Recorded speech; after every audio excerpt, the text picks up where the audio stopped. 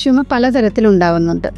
Viral infection, bacterial infection, allergy, പ്രത്യേകിച്ച് അന്തരീക്ഷ മലിനീകരണത്തിൻ്റെ ഈ കാലഘട്ടത്തിൽ സ്മോക്ക് അലർജി, ഡസ്റ്റ് അലർജി, ഇതുകൊണ്ടൊക്കെ ചുമ ഉണ്ടാവാറുണ്ട്.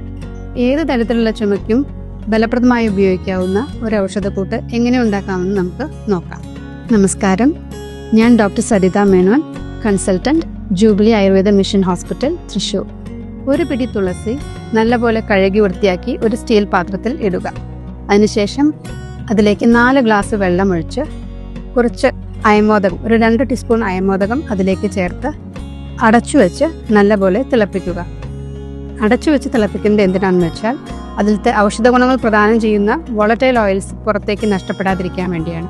ഇങ്ങനെ 3 മിനിറ്റ് തിളപ്പിച്ചതിന് ശേഷം വൃത്തിയുള്ള ഒരു പാത്രത്തിലേക്ക് അരിച്ച് ചെറു ചൂടോടെ ദിവസത്തിൽ 3 തവണയായിട്ട് നമ്മൾ ഈ പാനീയം കുടിക്കണം. ഇത് ചുമയ്ക്ക് വളരെ ഫലപ്രദമായ ഒരു ഔഷധമാണ്.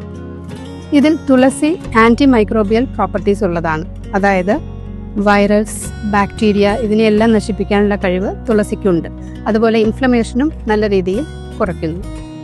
അതുപോലെ തന്നെ അയമോദകം ബ്രോങ്കോ ഡയലേറ്ററി ആക്ഷൻ ഉള്ളതാണ്, എക്സ്പെക്ടോറൻറ്റ് ആക്ഷനും ഉള്ളതാണ്.